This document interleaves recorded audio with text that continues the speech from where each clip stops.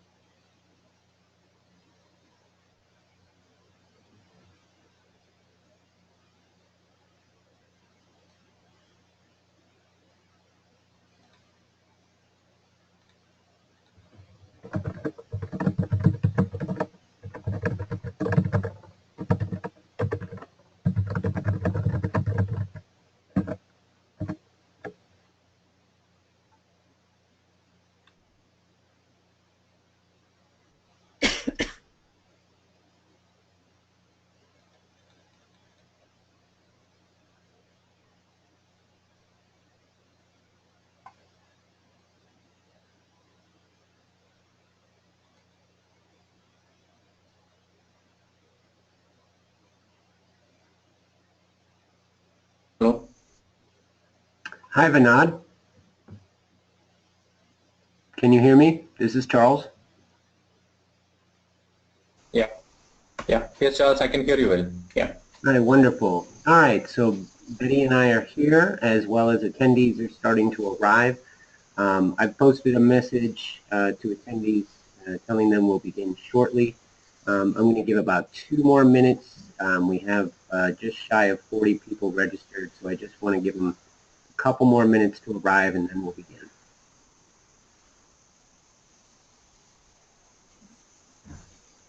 Great. That's a good number. Okay. Okay.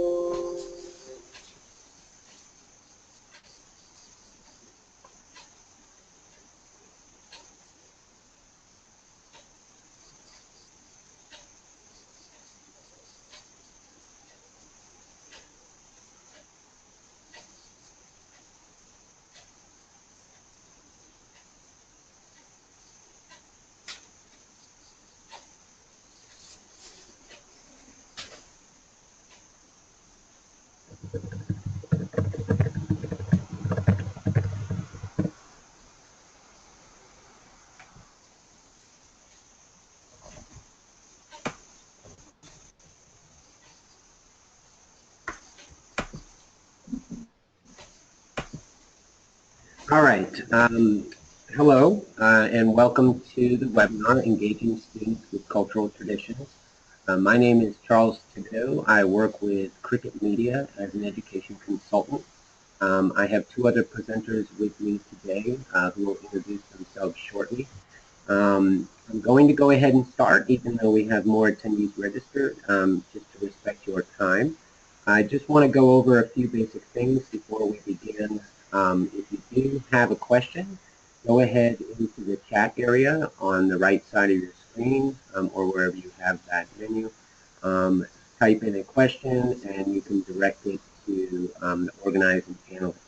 At the end of the presentation, I'll check the dashboard and I'll answer any questions you may have had that come up during the webinar. So you should be seeing my screen. So right now, everybody's on mute. I can certainly open that up at the end of the webinar. So please ask your questions at the current time. All right, so we're going to begin. Let's see, I am recording.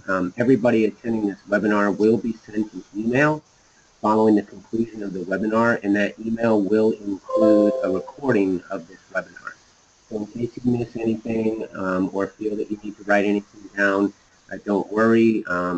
We'll be able to view it again and write anything down from any slides that you see. All right, so thank you once again for attending. We really appreciate it, and we're excited to share what we have today with you. All right. So first, the webinar is called Engaging Students with Cultural Traditions. And the reason why we're having this is because we just launched our 3rd annual Global Folklorist Challenge in partnership with Smithsonian Institution. The Global Folklorist Challenge is really designed to get students engaged and interested in the tradition bearers within their community, to teach them how to document those traditions and then provide them an opportunity to share it with the world.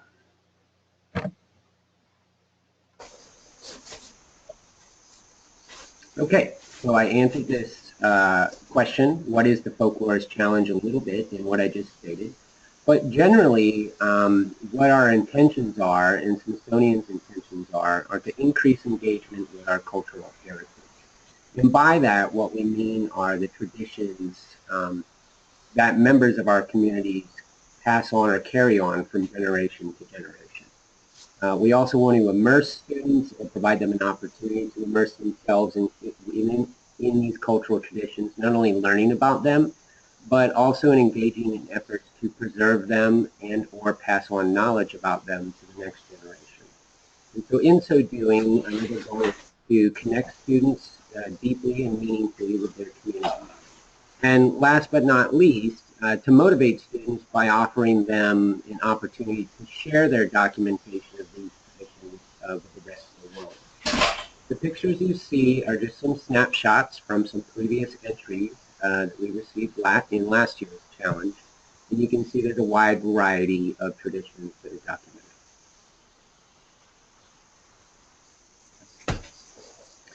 Okay, what I'd like to do at the moment is just show you a brief video that was produced actually by the Smithsonian Institution. And it's kind of a motivational video giving you an overview of the actual challenge. So I'm going to back out of the PowerPoint for a second. Go down to the bottom of their website. Make it a little bit larger.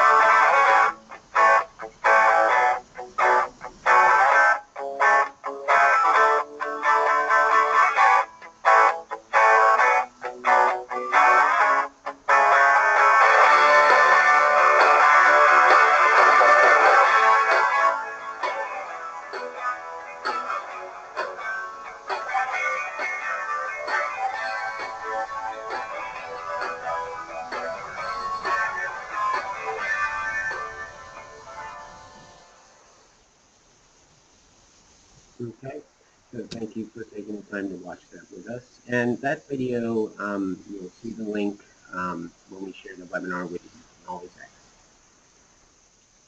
Okay, moving to the next slide. So our agenda today, we're going to introduce ourselves briefly to you. Again, my name is Charles. We also have Betty from Smithsonian Institution and Vinod Nambiar with us, and they'll tell you more about themselves.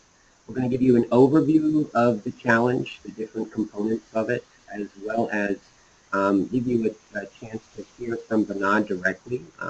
He is a mentor of 2 students who were winners in one of our categories from the 2015 challenge. He's also the director of a group that promotes the study and preservation of folklore in India. We're also going to discuss the process that you would use and the tools available to help you teach the folklorist process to your child or your students. And last but not least, how you can get support or additional information about the challenge. So Betty, I'm going to pass it to you and let you introduce yourself. Hi, I'm Betty Balanis. I'm a education specialist and curator and folklorist at the Smithsonian Center for Folklife and Cultural Heritage. Welcome, everyone. Vinod?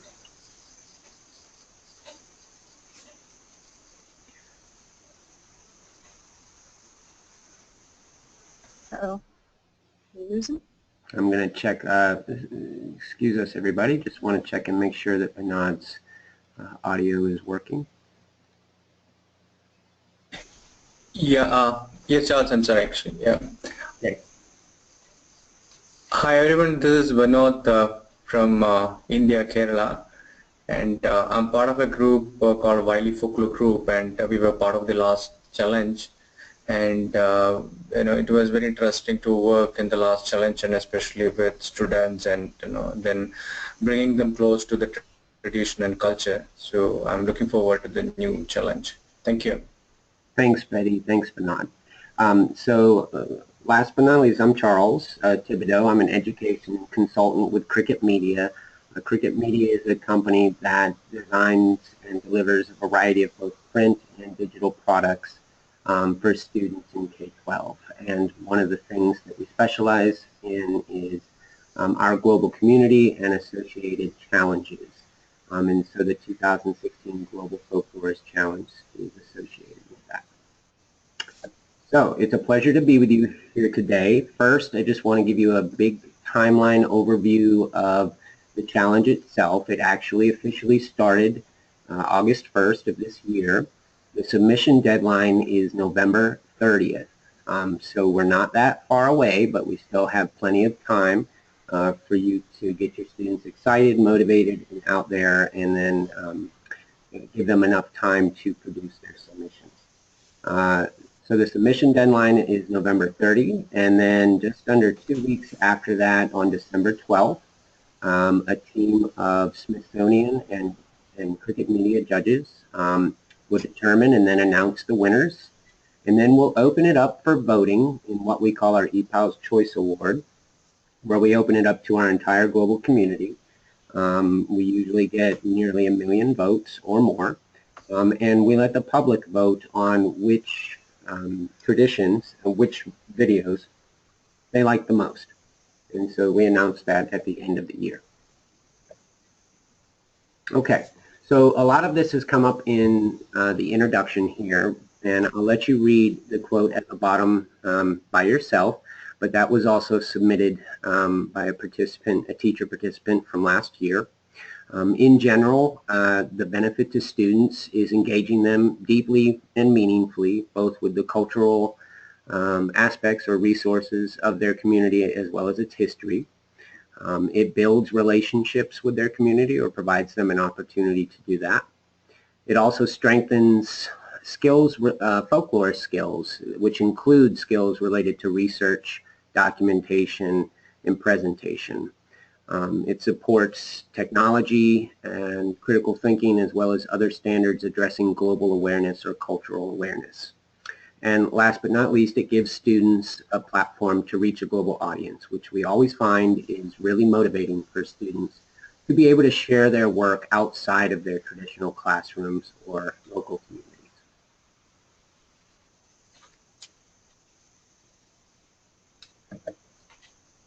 Okay, so I mentioned that students get a chance to reach a global audience. So at the end of the competition every year, when Smithsonian and Cricket Media judges have determined the winners, we post them on the challenge website. And we post them according to the age category and whether or not they were an individual or team entry. And so what you see here, a couple of snapshots. I'll take you live to the site a little bit later, but you'll be able to see where all our winners are. And also I mentioned the EPALS Choice Award. So on the same page where the winners are displayed, we always provide a link to vote, and then we display how many votes there were in total, and we also have a link to our interactive map. So I want to take just a brief second and go out of the PowerPoint and show you these resources.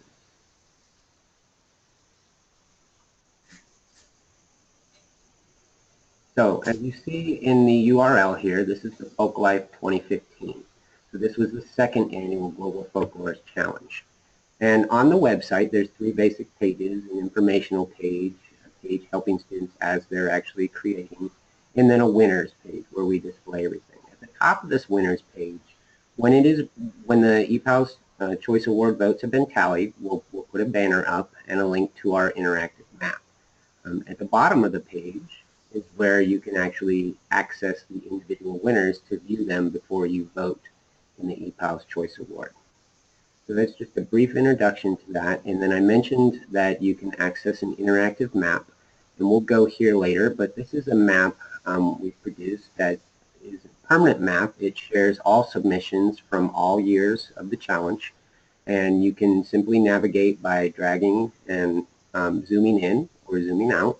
And so Vinod's students, you could actually find his students' entry by zooming in on India and selecting that, and it would come up towards the bottom here. These are the two students who Vinod is going to talk to you about. So this is a really neat platform that we offer for all students, regardless of whether or not they won. So it's a great way to encourage them beyond the competitive aspect of this challenge.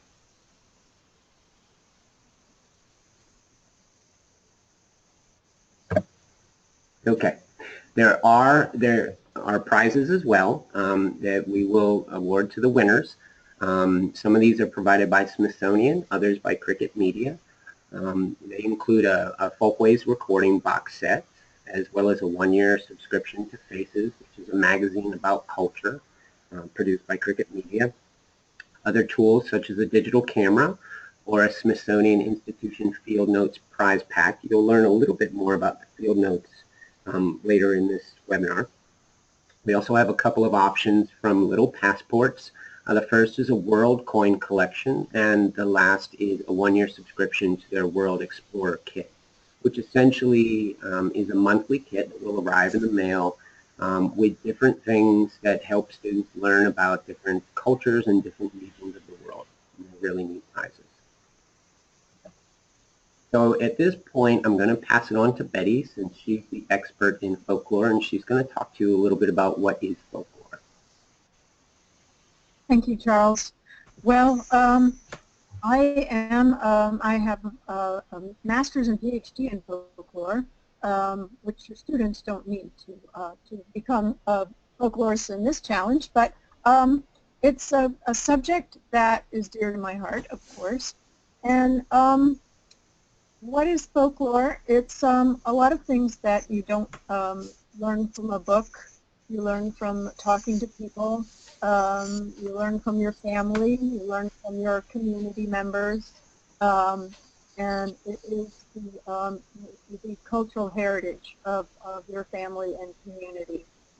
These quotes give a little bit of background as well, passed from one generation to the next in the community.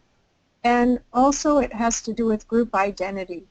And it's many things that you and your students are already doing in their lives. They're just not thinking about it in this way, and hopefully the challenge will help them think about them in this way.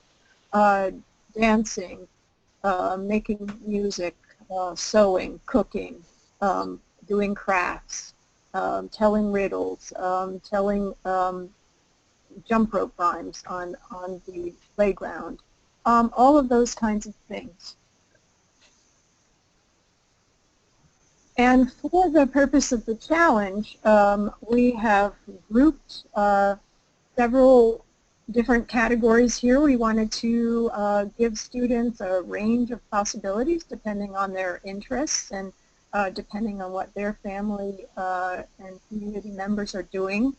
So we have categories of moving, creating, performing, celebrating, and working. And these are all described in detail on the challenge website. And also kids can see examples of these different types of folklore in previous entries. So we're hoping that gives them a wide variety of things to look at. So the Folklorist process that we present in the challenge starts with research. So the students will think about the kinds of things that they're interested in and see in their community and family. They'll think about who they want to interview, and then they'll develop thoughtful interview questions with the help all along of materials available as part of the challenge. And then they'll move into their documentation phase where they'll gather what they need if they're going to do a video, practicing with their video camera, or their audio recorder if they're going to do audio, and their cameras. And then they'll actually plan to go out and interview the person that they have chosen. Observe the way that they do things. Ask them the really good questions that they've come up with, and record all of what they're documenting. Next, interpreting, looking at what they have, what story is it telling, how to put that story together into the required 6 minutes or less format. And I think that you'll see if you look at some of the winners that kids have really done a great job in 6 minutes or less, and I know your students can too. And then putting that together into a compelling story with visuals and audio and really to engage the audience as well as to give them information. And then polishing the whole thing and sending it to us for part of the competition. Okay. All right, thank you, Betty. So before I pass it to Vinod, and he's going to talk about his experience engaging his students in this challenge last year, and also some of the benefits both to them as well as the community that resulted from their engagement with the challenge. I wanted to show you a brief clip from the video that his students submitted. It ended up winning the 14+ team entries. So.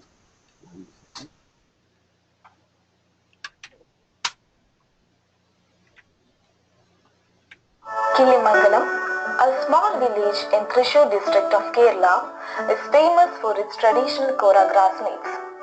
It is called Pulpaya in Malayalam. In 2006, Kilimangalam village got UNESCO award for its creativity in making choreographed meets. This village is situated 13 kilometers from Shornur railway station.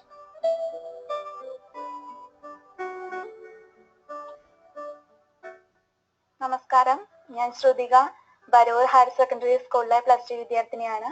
എൻ്റെ ഒപ്പം ഒരാൾ കൂടെ ഉണ്ട്, അഷിത. നമസ്കാരം, ഞാൻ അഷിത. ഞാൻ SN school ഷൊർണൂരിലാണ്, +2 വിദ്യാർത്ഥിനിയാണ്. കേരളത്തിലെ തൃശൂർ ജില്ലയിലെ കിള്ളിമംഗലം എന്ന പ്രദേശത്തെ ലോക ജനതയ്ക്ക് പരിചയപ്പെടുത്തി കൊടുക്കാൻ സാധിച്ച ഒരു വ്യക്തിയാണ് പ്രഭാവതി അമ്മ.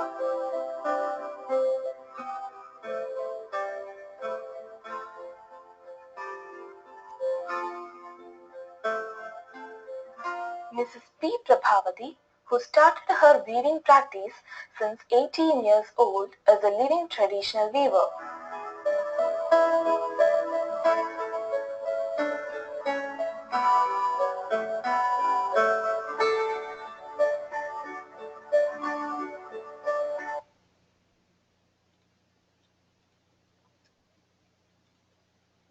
Okay, so thank you for sharing that time with us. At this point, I'm going to pass it to Vinod, who's going to discuss the process that he went through with his students and the benefits that everybody gained from it.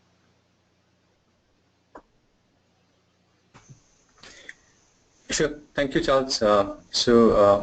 You're seeing the video, and I'll just give you the background, like the thought process behind taking this video. We have an archiving unit, and we are trying to document the cultural landscape of a river. And we were looking at when we came to know about this challenge, the two questions in our mind. The first one was like how we connect, because we are already doing the archive process, can we bring students close to the archive and whether they can know the traditions and the customs and rituals and the heritage they had. So that was the first question, how students can come and know the traditional knowledge.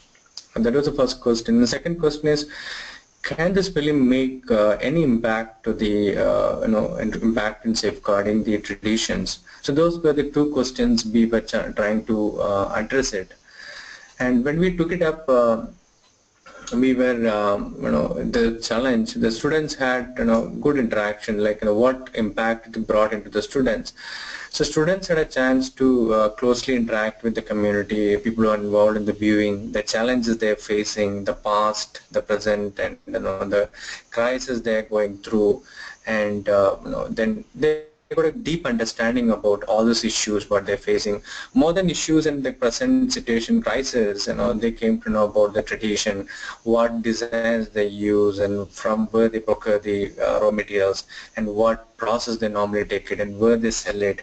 So all this exercise, like the students, when they spent multiple round of sitting with the people involved in the viewing and collecting their information, stories, and so they did a lot of grassroots level or local level data collection process. A part of the data collection, they came to know the entire story of this community. So that helped them to picturize what they want to tell in a short span of time, depicting the entire crux of the entire community, like what they're involved in.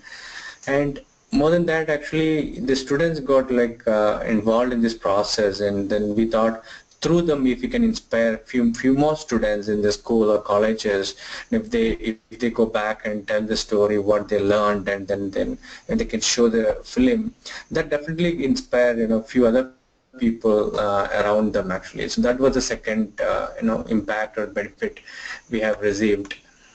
And when we look at, so that was the first goal. Actually, the student got connected with the society, the systems and the traditions, and then history or the culture, and they become an ambassadors of this culture to take it forward or involve grassroots level to safeguard that.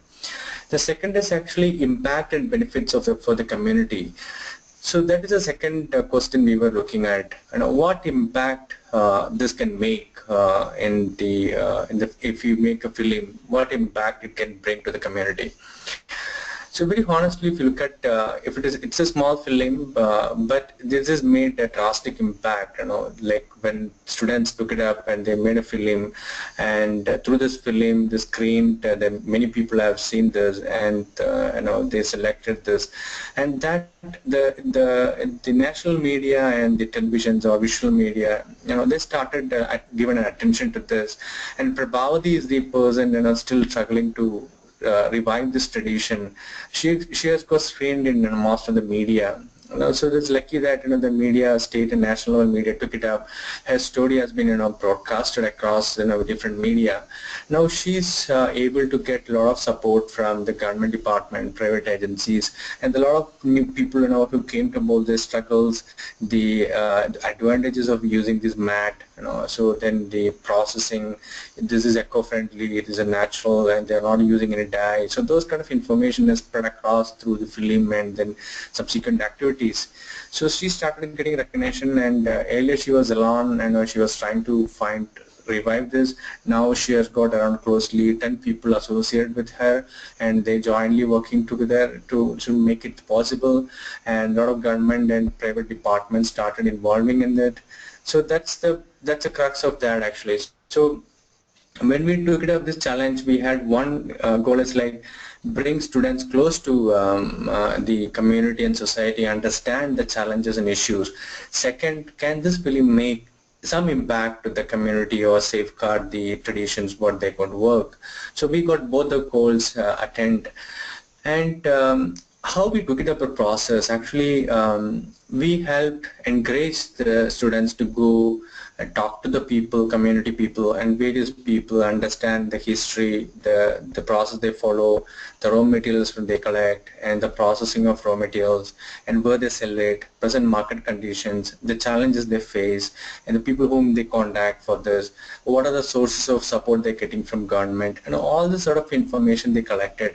And they put it in a paper, and they went multiple times to collect and read the hair story and then the community and documented everything, and then brainstormed on key issues need attention. So the idea is that in a short span, can we bring the entire essence of the story, and if somebody is viewing this can get a better idea of this. Actually, that was the idea. So we sat together with the students, identify the key issues, challenges, and sort it out and put it in a format where we can have a good storytelling exercise.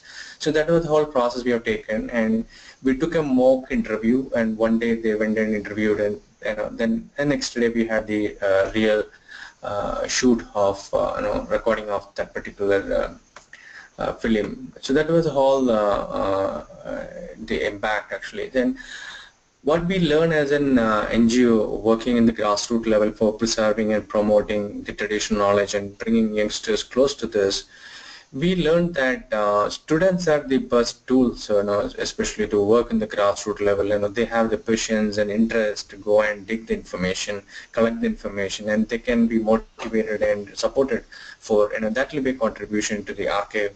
So there are both two benefits we will get it out of that. Students will get motivated, and this as a side product we'll get a lot of information. We can put it in our archive, and that can be utilized in documentation, and maybe probably in the future they will become the ambassadors of the tradition and culture. That was the whole goal we were looking at. Thank you, Charles. Thank you all. Thank you, Vinod, very much. So I hope you enjoyed that discussion. It can show you how powerful this challenge can be, not just for the students, but also for the tradition bearers in the community. And speaking about motivating your students when they're just starting out with this challenge, one of the resources, in fact, what the rest of this webinar will address are what resources you have to teach them the folklorist process, and how we can help support them as they go through their own process of identifying a tradition and documenting it. So the first thing are some videos under a Get Inspired section. So I'm going to take you out of the PowerPoint and back to the main challenge website and show you what I mean. So the actual challenge website, which is right here, again, is broken down into three major parts: introductory knowledge about the challenge, opportunities to create and connect, and then a way to submit. If you go to the main challenge page and scroll down, you'll see you can find information about the eligibility and rules, as well as the videos I'm referencing right here we'll take a look at in a second, and some other tools for teachers. So right now we're going to take a quick look at the Get Inspired video that you can certainly share with your student or child to help get them interested and motivated.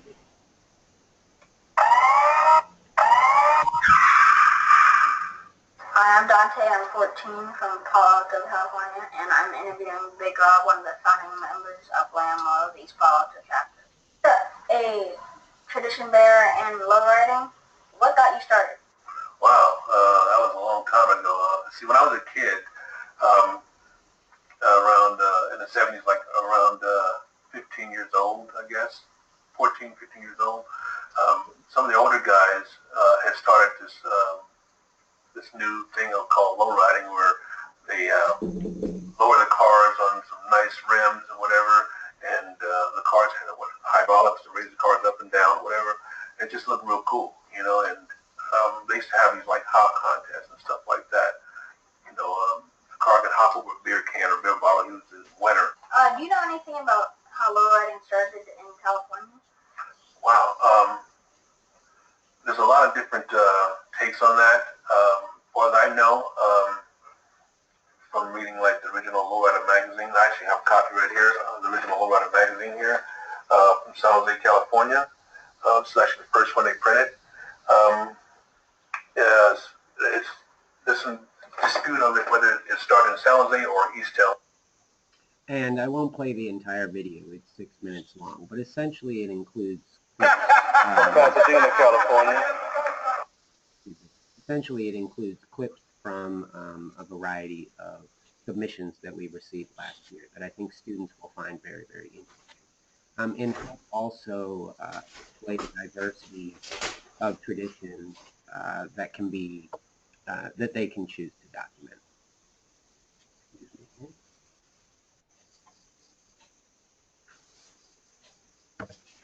Okay, so I mentioned that what we'd be talking about now is how to teach the folklorist process and resources that we have.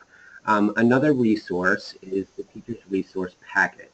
So on that home page, again, if you scroll down, you'll see these three areas here that you can learn more about. If you were to click on the Learn More under the For Teachers section, you would see a link to download the Teacher's Resource Packet. Inside this packet are some key documents that will help you and your student or child stay organized. The first is just the official rules and permission forms that are required upon submission. And the next few are documents that help guide the student as they're actually conducting their field work, helping them take notes and organize those notes, as well as preparing for their interview. We'll take a little bit of look at those, and Betty's in fact going to talk to you in detail about how students use the Folklorist field notebook in just a minute. There's also a submission checklist just to help ensure that you've planned to take care of all necessary steps when you're submitting your work. And a rubric, of course, helping students identify where they're going to be judged, and perhaps going back and looking at their plan to make sure that they're going to submit an entry that is very good and has a high chance of winning. So I'm going to move forward at this point and pass it on to Betty, who's going to discuss the Folklorist Fieldwork Notebook and how it can be useful to students. Thank you, Charles. We wanted to create something for the students that was kind of playing on the design of one of the prizes that you saw, which was a collection of folklore notebooks that students can use in their further work. So we designed something that would help them kind of walk through the different processes of the challenge, and could also be a little bit of a keepsake for them in the future to look back at what their process was.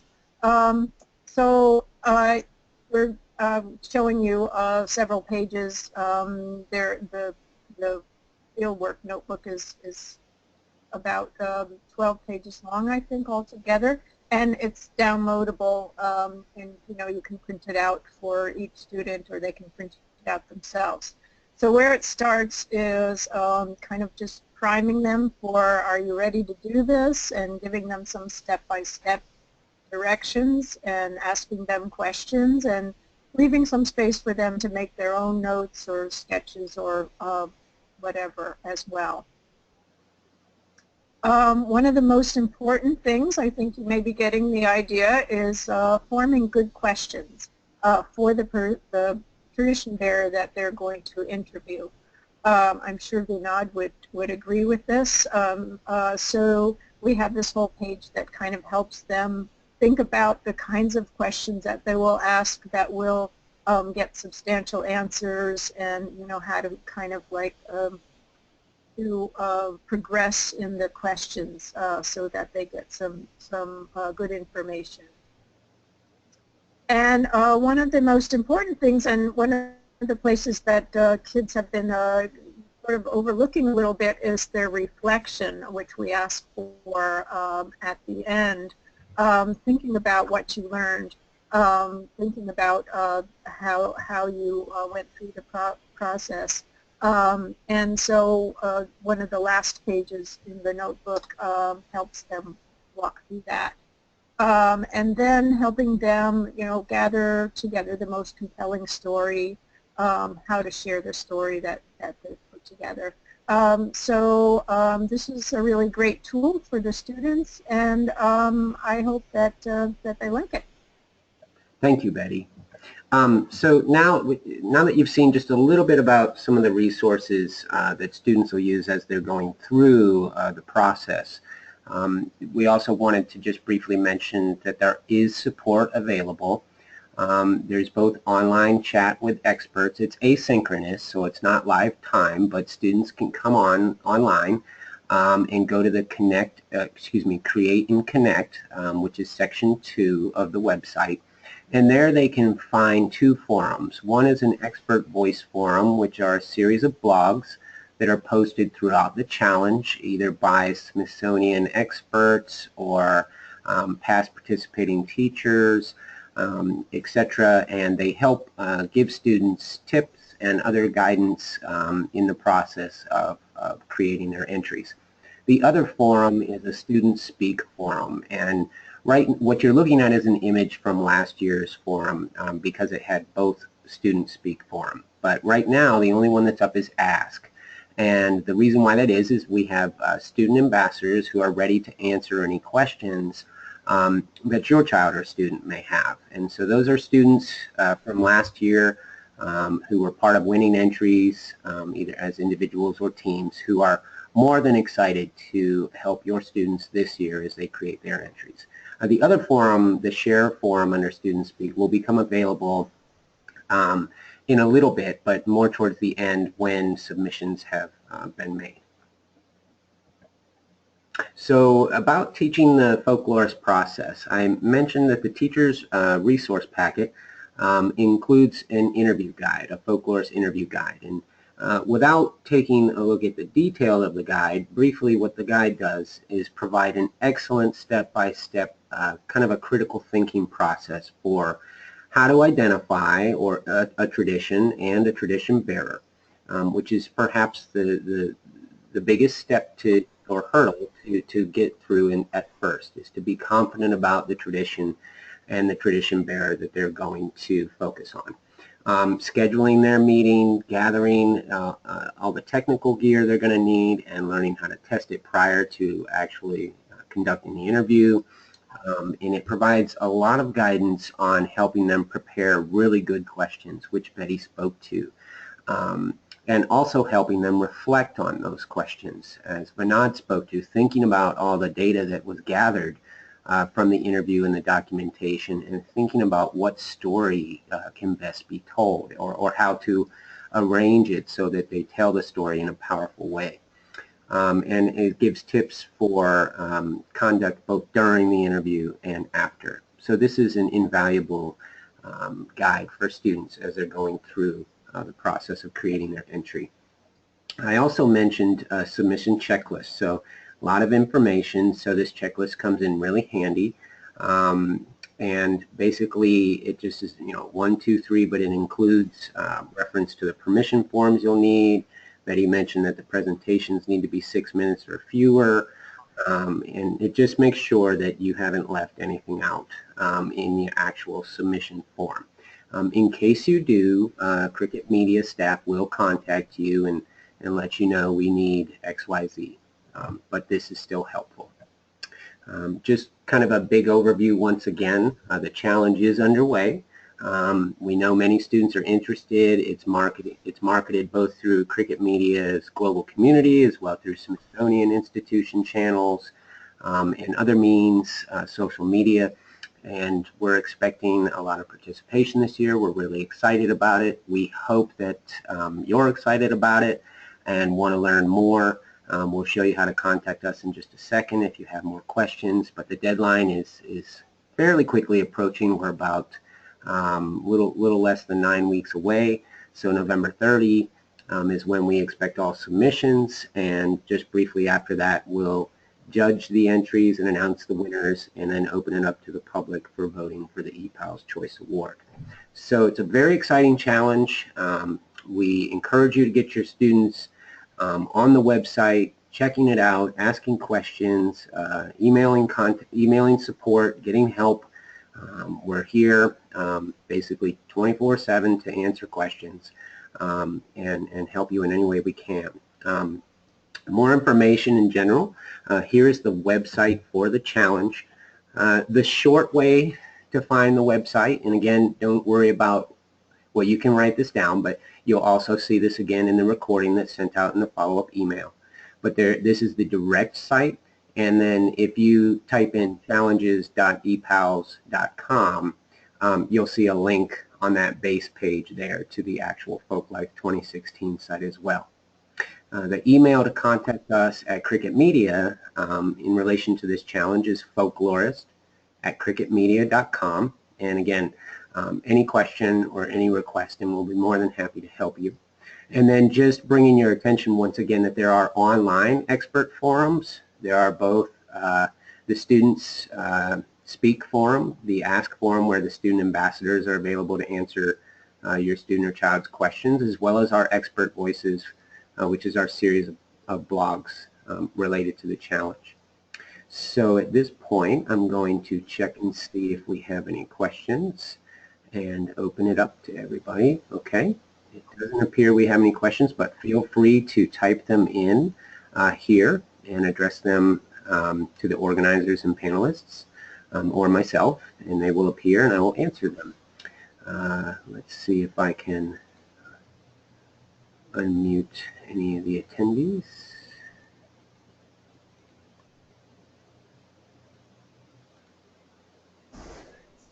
Okay, well, you might be muting yourself, but feel free to raise your hand if you have any questions.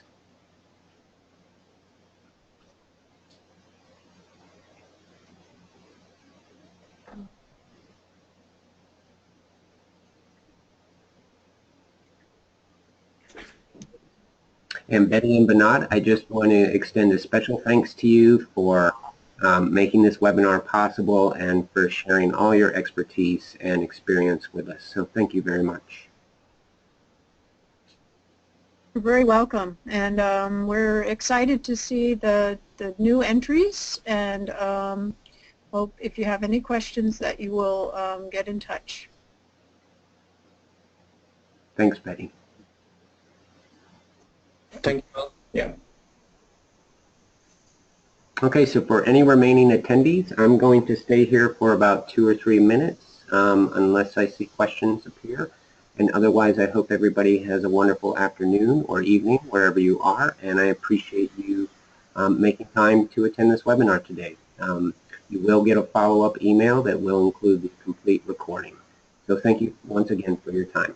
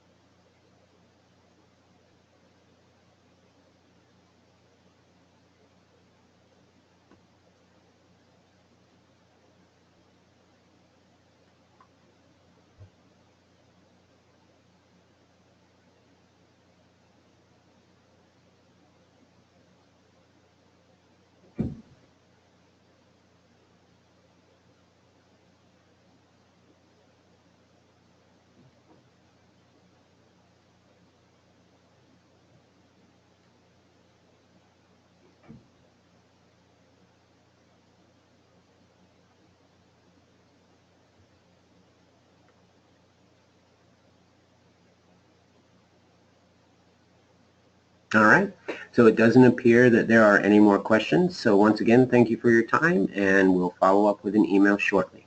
Thank you.